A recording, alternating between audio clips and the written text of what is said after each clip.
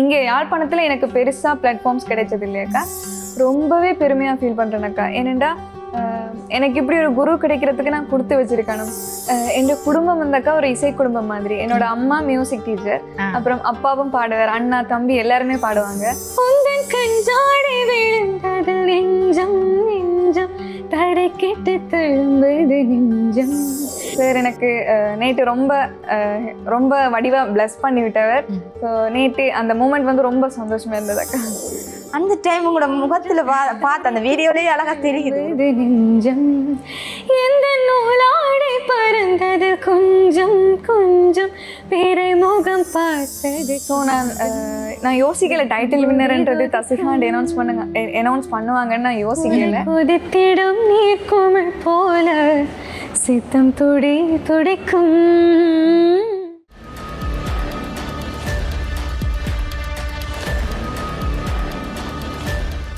IBC உறவுகளுக்கு வணக்கம். மற்றும் ஒரு காணொளியின் வாயிலாக உங்களை சந்திப்பதில் மகிழ்ச்சி.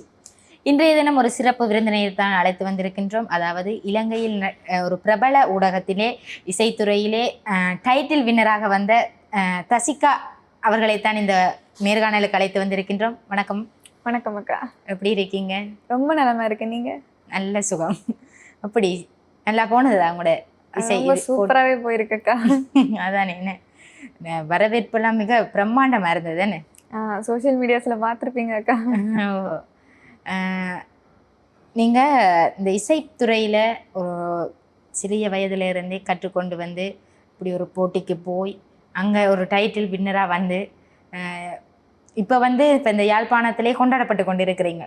இப்போ அண்மை காலமாக எமது உறவுகள் நிறைய பேர் இப்படி இசைத்துறையில் வந்து போட்டிகளில் பங்கு பெற்றி அவர்களுக்கான வரவேற்பாக இருக்கட்டும், பாராட்டாக இருக்கட்டும், நிறைய கிடைக்கப்பட்டு வந்து கொண்டிருக்கிறது. இந்த சந்தர்ப்பத்தில் உங்களுடைய பெற்றோர்கள், உறவினர்கள் சார்ந்த அவங்களுடைய பலங்கள், சப்போர்ட்டுகள் எப்படி இருந்தது உங்களுக்கு? சப்போர்ட்டிவ்னு பார்த்தீங்கன்னா முக்கியமாகவே எனக்கு ரொம்ப சப்போர்ட் பண்ணுறது என்னோட பெற்றோர்கள் தானக்கா. பெற்றோர்கள் இல்லாமல் நாங்கள் எதுவுமே செய்ய முடியாத அந்த அளவுக்கு எனக்கு ரொம்ப சப்போர்ட்டிவாக இருந்தது என் பேரண்ட்ஸ் தான். இப்போ காம்படிஷன் வந்து எங்களுக்கு கொழும்புல தானே நடக்கிறது. ஜெஃப்னாலேருந்து கொழும்புக்கு கூட்டிகிட்டு போய் அங்கே ஸ்டே பண்ணுறதுலேருந்து அங்கே என்னென்ன உதவிகள் எனக்கு தேவைப்படுதோ அது எல்லாமே செய்து வைக்கிறதுலேருந்து எல்லாமே எனக்கு பெற்றோர்கள் தான். பெற்றோர்கள் மட்டும் இல்லாமல் இப்போ இங்கே வந்து நேற்று வரவேற்பு பார்த்துருப்பீங்க. ரொம்பவே பிரம்மாண்டமாக, நான் எதிர்பாராத அளவுக்கு என்னை ரொம்பவே பிரம்மாண்டமாக இங்கே கொக்குவில் மக்கள், யாழ்ப்பாண மக்கள் என்னை ரொம்பவே அன்போடு வரவேற்றவங்க. ஸோ அப்படி நிறைய பேர் எனக்கு ரொம்ப சப்போர்ட்டிவாக இருக்காங்கக்கா.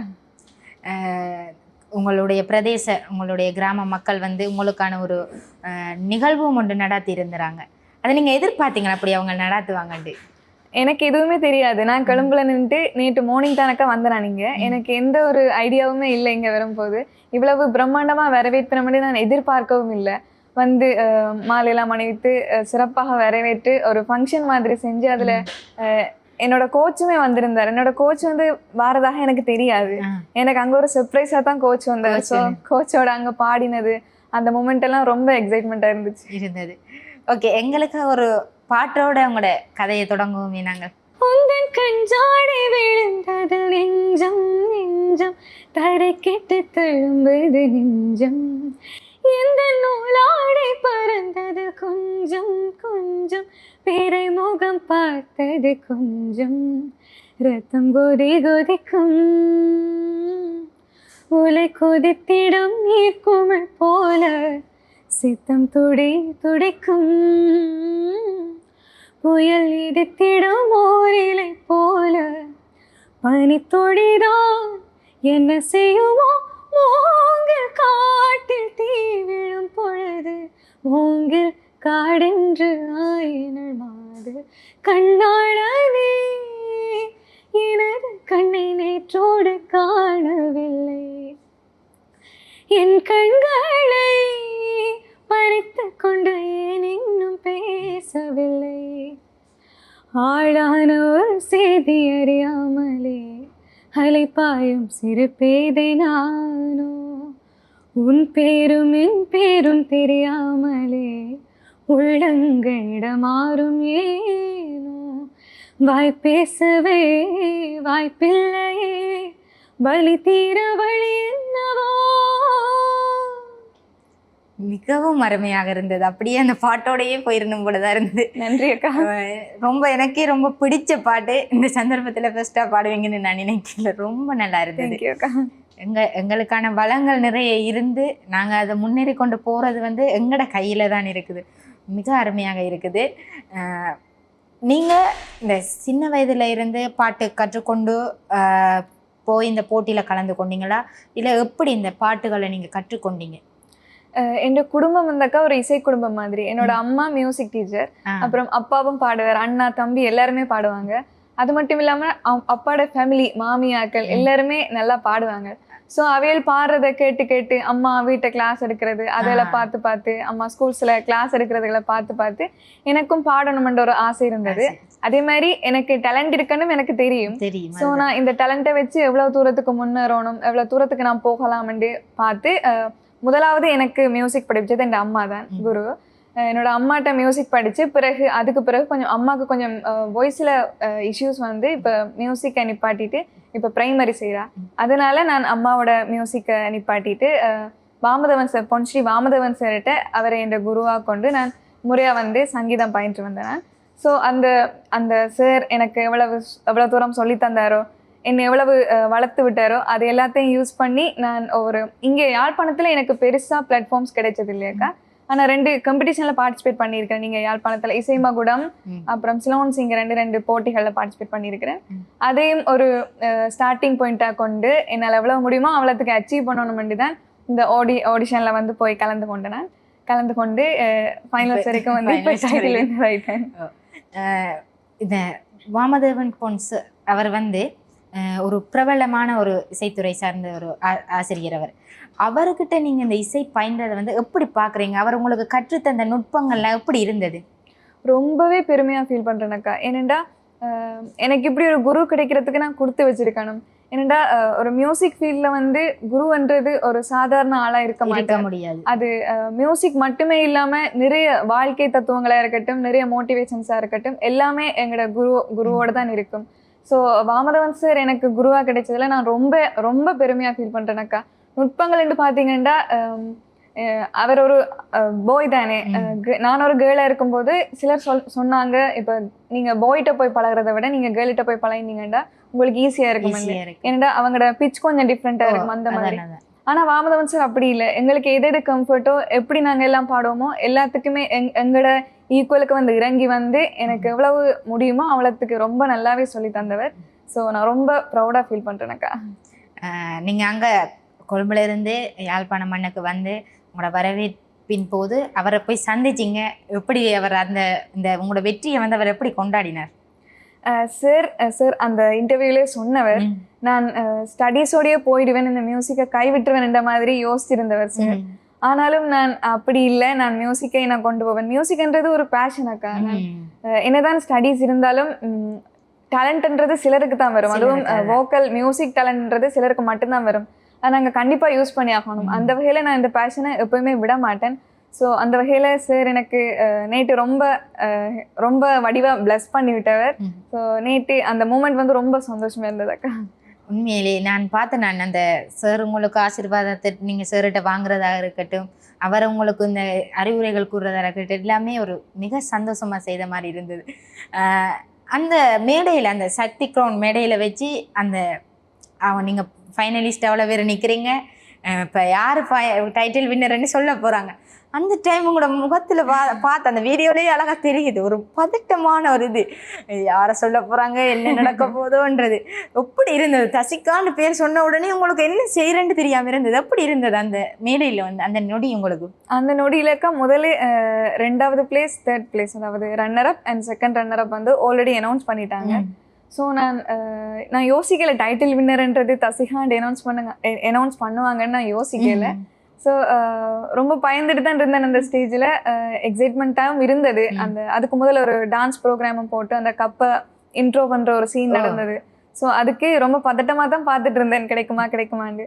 ஆனாலும் என்னோட எஃபர்ட் வந்து வீண் போகலை. அந்த ஸ்டேஜில் எவ்வளோத்துக்கு நான் பாடினனோ, எவ்வளோத்துக்கு பெர்ஃபார்ம் பண்ணணும், அதுக்கு ஈக்குவலாக அதை மாதிரி எனக்கு மக்கள் அளித்த ஓட் எல்லாமே சேர்ந்து தான் அந்த ஸ்டேஜில் நான் ஒரு டைட்டில் வின்னராக எனக்கு அந்த கப்பை தந்தவே ரொம்ப பெருமையா ரொம்ப சந்தோஷமா இருந்தது அக்கா அந்த மூமெண்ட். உண்மையிலே பார்க்கும்போது அங்கே முகத்தில் வந்து ஒரு பதட்டம் ஒன்று இருந்தாலுமே அதை வாங்கும்போது ஒரு அந்த எப்படி இப்போ ஒரு வின் பண்ணிட்டோம்னு சொன்னால் கத்தி அந்த ஒரு இது ஒன்று வரும். உங்களுக்கு அங்கே என்ன நடக்குதுன்னே தெரியாமல் ஒரு உணர்வில் நின்ற மாதிரி இருந்தது. ஓகே, நீங்கள் அந்த ஃபைனலிஸ்டில் படித்த பாட்டு எங்களுக்காக இருக்கு. உடைவாளில் நீந்தன் உடை தொட்ட அந்நிறம் உன் பார்வை எந்தன் உயிர் தொட்டு தருவாயோ. ஓ கோழைக்கு வாழ்க்கைப்பட்டால் வாழ்க்கை என்னாகும், உன் வாழுக்கு வாழ்க்கைப்பட்டால் வாழ்வே பொன்னாகும். நீ என்னை மீண்டும் திருடத்தான் வேண்டும், முரட்டு கைகள் தொட்டு மொட்டுக்கள் போக்க வேண்டும். ஒட்டகத்தை கட்டிக்கோ கெட்டியாக ஒட்டிக்கோ வட்ட வட்ட பொட்டுக்காரி. ஒத்துழைக்க ஒத்துக்கோ பத்த வச்ச பத்திக்கோ வாய் வெடிச்ச மொட்டுக்காரி.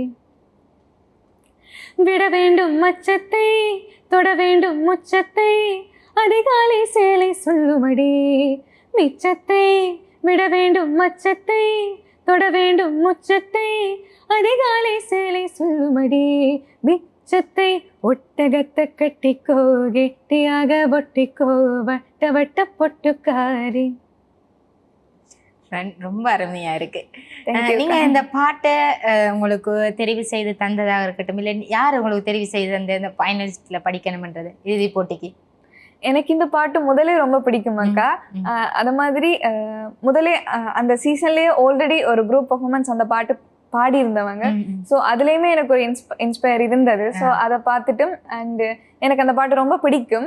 அது மாதிரி நான் கோச்சிட்ட சொன்னேன், அண்ணா இப்படி இந்த பாட்டு எனக்கு ரொம்ப பிடிக்கும், நான் இதை சூஸ் பண்ணட்டான்னு. ஸோ அவரும் என்னை கோச் பண்ணார், ஓகே இது நல்லா இருக்கும், உங்களுக்கு உங்களோட வாய்ஸுக்கு சூட் ஆகும், நீங்கள் ட்ரை பண்ணுங்க. அது மாதிரி என்னோட ஜோனர்லேயுமே இருக்குது அந்த சாங். ஸோ நல்லா பாடுவீங்க, ப்ராக்டிஸ் பண்ணால் முடியுமென்னு சொல்லி அண்ணா கோச் பண்ணார். ஸோ அதை செலக்ட் பண்ணி பாடினேன். இப்போ நீங்கள் இங்கே இருந்து கொழும்புக்கு போகிறதாக இருக்கட்டும், போய் வர்றதுகள், பிறகு அங்கே உங்களுக்கு பயிற்றுவிப்பாளர்கள்லாம் எப்படி உங்களோட பழகுனாங்க? அங்கே நான் இங்கே இருந்து போகும்போது அம்மா அப்பா கூட வந்தாங்க. அது மட்டும் தானக்கா எனக்கு தெரியும். அங்கே போனோடனே அங்கே அது ஒரு ஃபேமிலி மாதிரி, அந்த ஸ்டெயின் ஸ்டூடியோஸில் தான் எங்களோட காம்படிஷன் நடக்குது. அங்கே போனோடனே அது ஒரு ஃபேமிலி மாதிரி மாறிட்டுது. கோ கண்டஸ்டன்ஸாக இருக்கட்டும், கோச்சஸாக இருக்கட்டும், அங்கே ப்ரொடக்ஷன் டீமில் ஒர்க் பண்ணுற ஆக்களாக இருக்கட்டும், எல்லாருமே ஒரு ஃபேமிலி மாதிரி. இப்போ எங்களுக்கு சாங் செலெக்ஷனாக இருக்கட்டும், சாங்கை பெர்ஃபார்ம் பண்ணுறதா இருக்கட்டும், எல்லாத்துலேயுமே கோ கண்டஸ்டன்ஸும் ஹெல்ப் பண்ணுவாங்க, கோச்சஸும் ஹெல்ப் பண்ணுவாங்க. எல்லாருமே ரொம்பவே ஹெல்ப்ஃபுல்லாக இருந்தவங்க. ஸோ அங்கே ஸ்டே பண்ணுறதா இருக்கட்டும், அக்கமடேஷன்ஸ் எல்லாமே ஸ்டூடியோஸால் எங்களுக்கு செய்து தந்தவங்க. அது மட்டுமே இல்லை, சாப்பாட்டு வசதி எல்லாமே ஸ்டூடியோஸ் தான். இப்போ ட்ரெஸ் கூட எங்களுக்கு அந்த ட்ரெஸ்ஸை பெற்றுக்கொள்றதுக்கு பணம் இல்லைன்னு சொல்லி சொன்னா கூட ஸ்டூடியோஸாலேயே ட்ரெஸ் அரேஞ்ச் பண்ணி தருது. எல்லாமே அந்த ப்ரொடக்ஷன் டீம் செஞ்சவங்க. ஸோ அந்த ப்ரொடக்ஷன் டீமாக இருக்கட்டும், கோச்சஸாக இருக்கட்டும், கோச்சஸ் செண்டா 3 பேருமே ரொம்ப ஹெல்ப்ஃபுல்லாக இருப்பாங்க. இப்போ எனக்கு கோச் பிரகாஷனான்னு சொன்னால் மிருதுஷாக்காவும் கோச் தான், ஷமிலனாவும் கோச் தான். 3 பேரும் சேர்ந்து தான் எல்லாருக்கும் கோச் பண்ணுவாங்க. அப்படி எல்லாருமே ரொம்ப ஹெல்ப்ஃபுல்லாக ஒரு ஃபேமிலி மாதிரியே மாறிட்டோம். இப்போ வந்து நாங்கள் இங்கே என்னதான் நாங்கள் எங்களோட கலைகளை வளர்த்து கொண்டு போனாலும் தென்னிந்தியாவில் வந்து பிரபல ஊடகங்களில் வந்து இசை போட்டிகள் நடந்து கொண்டு இருக்கு. அப்படி எதுவும் போட்டிகளில் கலந்து கொள்கிற ஐடியா அப்படி எதுவும் உங்களுக்கு இருக்குதா? ஒரு உலகளாவிய ரீதியில தான் நடந்தது. உலகளாவிய ரீதியில அங்கீகரிக்கப்பட்ட வகையில வெளிநாட்டு கண்டஸ்டன்ஸுமே வந்திருந்தவங்க. ஸோ எல்லாரையுமே உட்படுத்தி ஒரு உலகளாவிய ரீதியில தான் இந்த காம்படிஷன் நடந்தது. எல்லாருக்கும் முன்னாலேயும் போய் சேர்ந்தது கூட. இந்த காம்படிஷன் ரொம்ப ரீச் ஆனது சோஷியல் மீடியாஸ்ல. ஸோ எனக்கு இந்த காம்படிஷனில் நான் எவ்வளவு எஃபர்ட் போட்டு பாடி இந்த டைட்டில் வின் பண்ணியிருக்கேன். ஸோ இதுக்கு பிறகு தென்னிந்தியாவில் இன்னொரு போட்டியில பங்கு பெற்ற வேண்டிய அவசியம் எனக்கு இருக்காதக்கா. ஏனெண்டா அவ்வளவுக்கு என்ன இந்த இலங்கையில அவ்வளவுக்கு கொண்டாடிட்டு இருக்காங்க. ஆனா அங்கே ஒரு இப்போ ப்ரோக்ராம் செய்யற சான்சஸோ இல்லை சாங் புதுசா உருவாக்குற சான்சஸ் இருந்தா கட்டாயம் எனக்கு வெளிநாடுகள்ல. ஓகே, இந்த கலைத்துறை என்றதை தாண்டி இதுல வந்து நாங்கள் எங்களோட ஏதோ ஒரு தொழிலாவோ எங்களோட வருமானம் சார்ந்ததாக ஈட்டிக்கொள்ள முடியாது. ஏன்னா அது இப்போ எங்களுக்கான வாய்ப்புகள் கிடைக்கும், நிறைய அதை சார்ந்து ஓடிக்கொண்டு இருக்கணும். அதை தவிர்த்து வேறு எதுவும் துறைகளில் நீங்கள் ஈடுபடுற உங்களோட படிப்பு சார்ந்து என்ன செய்றீங்க நீங்க? நான் வந்து கெலனியா யூனிவர்சிட்டியில் management and information technology course செய்கிறதுக்கு இப்போ வெயிட் பண்ணி கொண்டிருக்கேன். ஜனவரி 5th வந்து எனக்கு கோர்ஸஸ் ஸ்டார்ட் ஆகுது.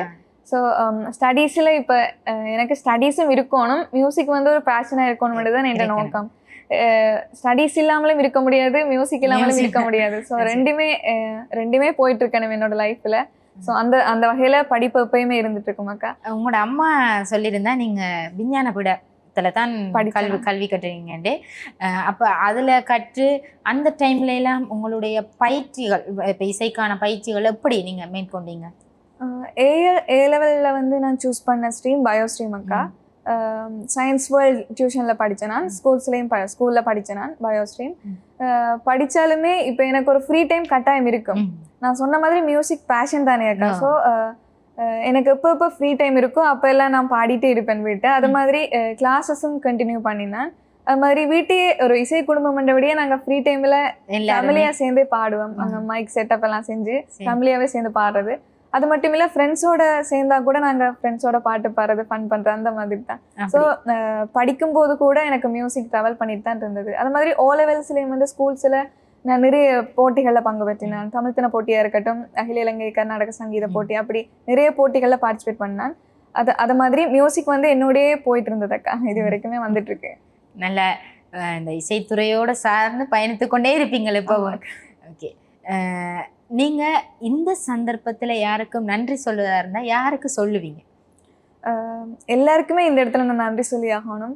முதலாவது வந்து நேற்று என்னை அவ்வளோத்துக்கு ரொம்ப பிரம்மாண்டமாக வரவேற்ற என்னோட மக்கள், எனக்கு ஓட் பண்ணி சப்போர்ட் பண்ணி அன்பு காட்டி எனக்கு இவ்வளோ தூரம் கொண்டு நிறுத்தி இருக்காங்கன்னு சொன்னால் அதுக்கு முதலாவது காரணம் என்னோட மக்கள் தான். என்னோட ரசிகர்கள் மக்கள், என்னோட கொக்குவில் கிராம மக்கள் எல்லாருமே தானக்கா. ஸோ குவார்ட்டர் ஃபைனல்ஸ் ரவுண்ட்ல இருந்தே செமிஃபைனல்ஸ் வரைக்குமே ஒரு ஓட்டிங் சிஸ்டம் இருந்தது. ஸோ அந்த ஓட்டிங் சிஸ்டம் ஒரு அரவாசி பாயிண்ட்ஸ், ஜட்ஜ்மெண்ட் அரவாசி பாயிண்ட்ஸ் அண்ட். ஸோ அதில் கட்டாயம் அந்த ஓட் வந்து செல்லுபடி ஆகிருக்குன்னு சொன்னால், நான் இவ்வளோ தூரம் செலக்ட் ஆகி வந்திருக்கேன்னு சொன்னால் அதுக்கு முக்கியமான ரீசன் வந்து மக்கள் தான். ஸோ மக்களுக்கு நன்றி தெரிவிச்சாகணும். அதுக்கு பிறகு என்னோட கோச்சஸ் நான் இப்போ சொன்ன மாதிரியாக்கா, கோச்சஸ் வந்து என்னோட ரொம்ப ஃப்ரெண்ட்லியாக டீச் பண்ணுவாங்க, கோச் பண்ணுவாங்க. என்னோட பலவீனம் என்ன பலம் என்ன என்று சொல்லி தந்து அடுத்தடுத்த ரவுண்ட்ஸில் என்ன எவ்வளவு இம்ப்ரூவ் பண்ணலாமோ அவ்வளோத்துக்கு இம்ப்ரூவ் பண்ணி எவ்வளோத்துக்கு சொல்லி தந்தாங்களோ எல்லாமே கோச்சஸ் தான். ஸோ 3 கோச்சஸுக்குமே இந்த இடத்துல நான் தேங்க் பண்ணணும். அண்ட் எங்களோட பாட்டை வந்து இன்னுமே மெருகூட்டி இருக்குன்னு சொல்லி சொன்னால் அதுக்கு முக்கிய காரணம் வந்து பேண்ட், இசைக்குழு. அங்கே வந்து எங்களோட இசைக்குழுவோட நேம் வந்து சூர்யாஸ் இசைக்குழு. ஸோ அந்த பேண்டுக்கும் வந்து பேண்ட்காரரே எங்களுக்கு நிறைய இது சொல்லுவாங்க, நீங்கள் இப்படி பாடுங்க, இப்படி செய்யுங்க. அங்கேயே நிறைய மியூசிஷியன்ஸ் இருக்காங்க, மியூசிக் தெரிஞ்சாக்கள். ஸோ அப்படி சொல்லுவாங்க. அதனாலேயே அவைக்கு நான் இப்போ தேங்க் பண்ணி ஆகணும். அண்ட் எனக்கு இந்த இன்டர்வியூவை இப்போ ஏற்படுத்தி தந்த ஐபிசி தமிழுக்கும் இந்த இடத்துல நான் தேங்க் பண்ணணும். இந்த நன்றி எல்லாமே ஒரு பாட்டின் மூலம் இருக்கா? எங்களுக்கு இன்னொரு பாடல் ஒன்று பாடுங்க. ஒரு தெய்வம் தந்த பூவே கண்ணில் வேறு என்ன தாயே, ஒரு தெய்வம் தந்த பூவே கண்ணில் தேடல் என்ன தாயே, வாழ்வு தொடங்கும் இடம் நீதானே,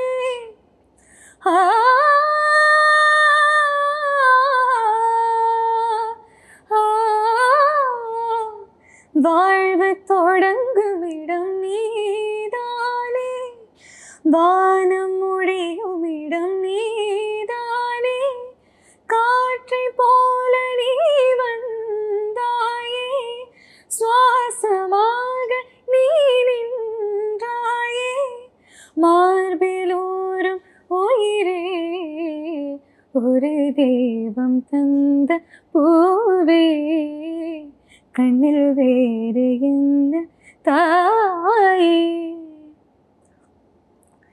எனது சொந்தம் நீ எனது பகையும் நீ, காதல் மலரும் நீ கருவில் மழும் நீ, செல்ல மழையும் நீ சின்ன இடையும் நீ, செல்ல மழையும் நீ சின்ன இடையும் நீ, பிறந்த உடலும் நீ பிரியும் உயிரும்